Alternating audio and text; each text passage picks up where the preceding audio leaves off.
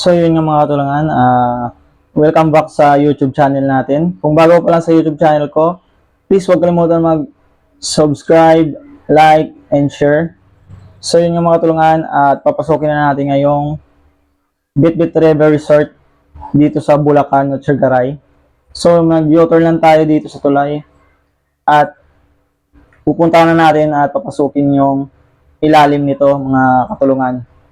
So dito, doon sa nag-U-turn tayo, hindi tayo pinayagan pumasok doon kasi mas malala yung daan doon. So, pero kung gusto mo naman pumasok doon, ikaw na bahala. Kasi nasa sayo naman yan, kasi sayo naman motor niyan. Kung masira, sayo naman yan, kung gusto mo. Pero dito ako, nag-U-turn ako doon, tsaka dito ako pumasok. Kasi dito tinuro nga medyo mababa daw dito ang daanan at maayos, sabi nila. At sabi ng mga tao dito. Yun, yung L3 pumasok, nakikita nyo. So, kakanan din tayo dito. So, pagdating mo pala dito sa Luchigaray or sa Bitbit River na to, dito ka talaga papasok. Pagdating mo dito sa tulay, dito ka talaga papasok. Bandang kaliwa ito, tapos yung bandang kanan na yung patulay. So, baba ka dito. Ayun, hindi ko in-expect. Grabe pala yung lubak din dito. Akala ko mas malala dun sa kabila, pero malala din pala dito. So, ayun, no choice ako, kaya dito ako dumaan, mga katulungan. So yun nga, abang nabaybay ko ito yung lubak, napapaisip ako kung may mas luward pa ba yung motor nga may nakapasok dito, nga mas luward pa sa akin. Kasi yung motor ko, medyo luward din to, na Miosol GT125. So ayan mga katulungan, habang nabaybay to, dumaan nga ako dito sa gilid, kasi sobrang mabato sa gitna. At tignan nyo naman yung L3, parang tumigil, di ba? Ganun ka lupit yan dito mga katulungan. Ayan. So kita niyo yung kotse. Bago lang makalabas yon, doon pa nagkanto. Nagkanto pa siya doon bago lumabas para kakuha ng lakas para makakyat doon sa binaan natin sa likod. Ganun ka ganun ka lubak dito mga katulungan. So ayan, sinusundan ko to yung L300 to. Sa tingin ko kasi naisip ko doon siya pupunta sa dulo. So ayan, habang binabaybay ko ito yung lubak na to, napapaisip ako sa may motor pa kaya nga mas luward dito sa akin nga may nakapasok dito. So kapag meron pa, saludo ako sa'yo. Kasi hindi ko na-expect na makapasok ako, meron pa ako may makita dun sa loob mga katulungan. So ayan, ito, huwag niyong gayahin mga to kasi tingnan niyo naman, sanay na sanay, sa tingin ko taga dito yan mga to. So ayan mga katulungan, abang inaano ko to, natatanaw ko dito yung view sa bandang kaliwa ko. Sobrang ganda ng view dito. Dito yung makikita yung ilog habang naliligo dito yung mga tao, mga tulungan. So ayan, tumigil ako dito ng konti at napatingin ako dito sa ilalim ng tulay. So sayang hindi ko na dito yung camera. Hindi nagit ng camera dito. So ayan, dito yung makikita yung entrance nila, ayan. So ito nga, mga tulungan yung sasakyan sa kaliwa natin yan. Napatali ng gulong. Napatali ng gulong, baka dahil dun sa lubak dun or sana na-damage yung gulong nila. Yan, nakita na papalit ng gulong. So yun mga tulungan, at ito na yung entrance nila. Dito bandang kanan, mga motor yan lahat, sasakyan. Kung gusto nyo mag-park, 30 pesos yung bayad yan mga tulungan. 30 pesos bayad. Tapos sa cottage naman nila, kung gusto nyo kumuha, gold 14 na yan mga katulungan. At sa cottage nila, 300 pesos yung bayad, gold 14. So, malaki na. Huwag kayong mag-alala, sobrang dami ng cottage dito kapag pumunta kayo. So, yun lang mga katulungan. At naisip ako nga, ididiretso ko pa yung motor ko sa dulo kasi doon daw yung magandang view at doon daw yung bato. Na hinahanap ko yung bato na yun kasi doon tumatalon yung mga tao sa bato na yun, umakyat. Maganda kasi yung bato na yun kasi malaki at pwede mo akyatan at tatalon ka sa tubig. So hindi ko na-expect kung pasok ko dito, grabe pala yung lubak. Mas malala pala dito sa loob, ayan. Ang maganda dito isabak mga katulungan, yung EDV. EDV 160 dapat ang isabak dito. Kasi mataas yun at para din sa rough road yun yung gulong nun. So ayan. So no choice ako at ipatuloy ko na lang. Dito ako dumaan sa bandang kanan para makapasok lang dun sa dulo. So ayan, habang binabaybay ko to, okay, mas may lupa pala dito sa bandang kanan. Ayan, tumigil ako dyan. parang na-stuck up yung gulong ko dyan sa bato. Hindi ko na-expect nga nag-stuck din yung ano ko, yung gulong ko, stuck up dyan. So, yun, nakaalis din tayo, kaso pinagtitinginan tayo ng mga tao dito sa gilid natin kasi maraming tao dyan, so hindi nakikita lang ng kamera mga katulungan, maraming tao dyan. Halos sa kanan, kaliwa, mayroong tao dyan nakatambay kasi sobrang dami ng tao. Nung pagpunta ko niyan, mga bandang 11 na yan, kasi yung mga tao, nagluluto sila sa gilid, naliligo. So, ayan, pinagtitinginan ako dyan kasi halos hindi ko mapasok-pasok yung motor kasi malubak. Kasi kita nyo naman yung mga dala nila niya sa gilid, mga matataas. So, may nakita ko dyan yung backlick niyan, meron din. At mga kadalasan dyan, mga tulungan, mga sasakyan, tsaka big bike. So, ayan dito. Dito nga ako tulungan ano ko dito, natitigil kasi aninag ko na yung bato. Yung sinasabi ko sa inyo yan, inakit nilang bato. Ayan. So, nakikita ko may sign na bawal sa ganitong oras pala, bawal. Bawal sila pumasok dyan. At tumalon doon sa tubig. Close muna yan. Iwan ko, hindi ko natanong kung kailan nila i-open ulit yan. Kasi dyan yan yung nagbabiral na video nga tumatalon sila dyan sa bato na yan.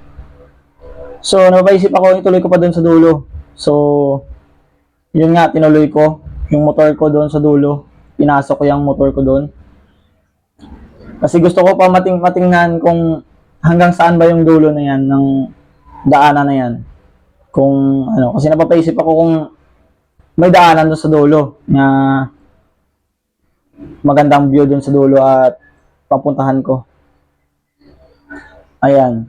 So, pinilit ko ipasok dito at sobrang dami pa rin ng bato mga katulungan at malubak talaga siya. Ayan. Kita nyo walang sasakyan dito kasi parang hindi na pinasok kasi sa tingin ko mahirapan siguro L3 dito. Mahirapan niya ipasok yung sasakyan dyan kasi malalaking bato dyan mga katulungan. Ayan. Ipilit ko yung motor ko ipasok dyan. Dumandahan na ako kasi once ka magkamali ka dyan, doon ka pulutin sa gilid sa tubig. Ayan. So, hindi ko na-expect pagdating ko dito mga katulungan. So, nag-usap na kami dito. So, pakinggan yung usapan namin ng tao na to kasi hindi ko na-expect mas maluwag pala yung motor sa akin.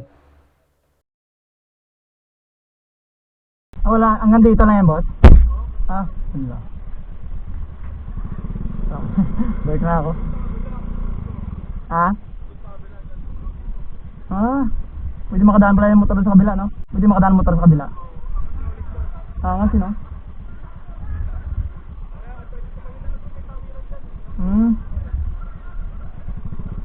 Pupunta ba yan doon?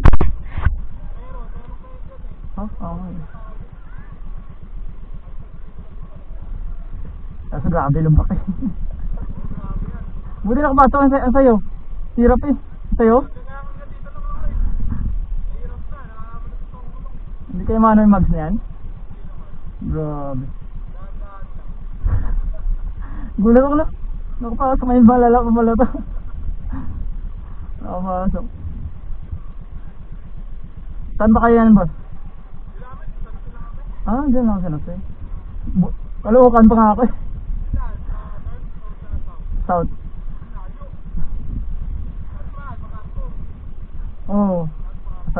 Bunisi. Makartarayo eh. Solo ride niya ako kasi ang kasama ko na ano din eh. Trabaho din. Si boss, break na lang ako. Uwi na lang ako. Kanina pa din ako dun. Doon ako galing sa taas ng tulay. Papunta na din kayo doon, taas ng tulay. Masarap mga ano dun eh, no? Paris taas. Sarap. Nga dahil dito sa first time ko nakapunta dito eh. Kayo, lagi kayo dito? Sarap kasi tambayan eh, no? Sarap tambayan. Ganda dito maligo, no? Next time siguro, iyayin na lang tropa ko. Busy pa sila. Ay, sa muhay din ng Romblon. Sarap maligo dito, no? Sarap tubig dito. Medyo malamig siguro tubig dito, no? Kaso lang, bilis daw, biglaan daw,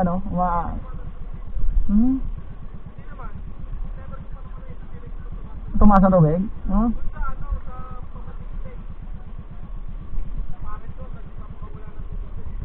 Yun lang. Dito, ganito lang talaga. Maganda yun, no? Tapos umagos din to. Maganda yun, malinis to. Ano. Mahirap din pag hindi umagos eh. Wala, dumi. Malinis to kay mabato eh. Sa mabato, malinis. Iwas, bike na lang ako sila eh. Ingat. So yun nga mga katulungan, nakikita niyo naman yung motor ni Sir, di ba? Nagtaka ako kung paano nakapasok yun. So, napapaisip ako baka kinarga nila sa L3. Kita niyo naman yun ang lowered. Naka-center stand na yun ha, pero lowered pa rin. Paano pa pag tinanggal yung center stand, di ba? So naisip ako paano nila, baka binuhat or, di ba? Or kinarga sa L3 at dito na yung binaba. So mga tulungan, no, suggest nga kayo dyan sa comment nga kayo kung mapanood yung video na to. Comment nga kayo. Comment kayo kung paano nagawa yun. Kasi syempre, hindi naman pwede na simula doon sa dulo, pagbaba ng tulay, papunta dito sa loob, bubuhatin mo, ganun motor. Kasi sa tingin ko mga katulungan, kapag pinadaan siya dito, sa tingin ko sa sayad yung ilalim nun kasi sobrang lowered. Hindi ko in-expect kung paano nakapasok yun. Intaka ako. Kanina nung nakita ko yun, parang tatawa ako. Sasaludo ba ako sa motor ngayon kasi hindi tayo naman ng lowered, di ba? At liit pa ng gulong nun.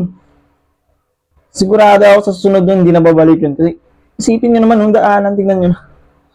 Grabe yung daanan mga katulungan. So dito nga mga katulungan, parang kinakapa ko na dito palabas. Lumabas na ako dito kasi uuwi na ako niyan.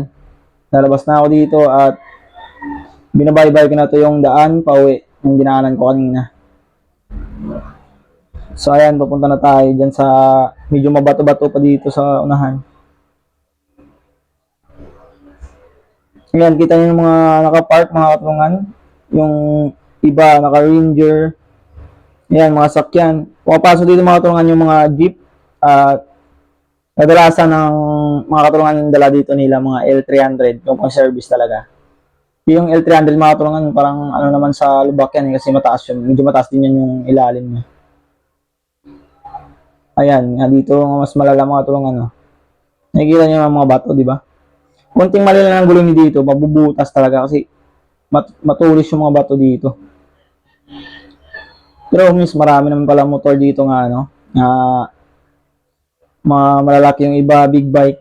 At kadalasan dito mga katulungan EDV at saka Honda Click PCX. At dito mga katulungan na nakikita nyo ba? Nakikita ko dito yung Inmax. Tumigil ito mga katulungan no? Dahil parang ayaw niya ituloy kasi hindi mababa din yung Inmax niya at saka parang ayaw dito ituloy akyat kasi parang nasasayangan siya kasi malubak dito mga katulungan. Nasasayangan siya ng Inmax niya dito. Ayan, kaya tumigil siya muna dun. May nag-iisipan niya siguro kung ituloy pa ba. So dito tumigil ako ng konti at chinik ko yung panggilid ko. Tiningnan ko parang may tumutunog. So wala naman. So arangkada tayo ulit dito. Ayan dito. Maganda lang dito mga katulungan kasi hindi siya mainit. Mapuno. Mapuno yung sa loob dun. At kung gusto nyo maligo, pagkatapos nyo maligo, hindi masyado mainit, di ba? Yun ang kagandahan sa isang site nga pupuntahan natin or mga resort. So dito mga katulungan, habang binabaybay natin, may nakasulubong tayong motor na DT. Ayan, binisik yan ang yung lubak. Ayan. So habang palabas tayo dito, pag lumabas kayo dito mga katulungan, mag-ingat kayo dito kasi may papasok. May papasok dito ng masakyan or motor, baka magkasalubong kayo. So paglabas mo dito, didiretso ka muna dito sa dulo. Ayan. Ayan, katulad yung diretso. May daanan din pala dun sa dulo mga katulungan. Hindi ko alam kung saan tatagos yun. Ayan. Pumasok dito yun ang naka-Inmax, baka taga dun yun. So ayan, pag dumaan kayo dito, dapat kakanto muna kayo dito sa gilid bago lumiko pa kaliwa hanggang palabas. Kasi once ka dyan, liliko ka dyan, kapag may nakasalubong ng L3 sasakyan, yari ka. So pag lumabas ka, kanto ka muna dun sa gilid at didiretso ka pa kaliwa palabas. Para safe ka at iwas ka, disgrasya dyan sa gilid.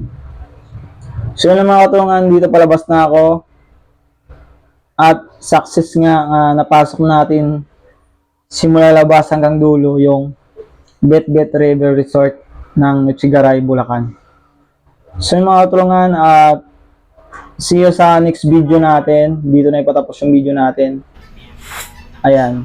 So, sa hindi ka pa nakasubscribe sa YouTube channel ko, please subscribe, like, and share mga katulungan. So, yun lang. Maraming salamat mga katulungan, and God bless sa inyo lahat. Ride safe mga katulungan. So, yun lang. See you sa next video mga katulungan.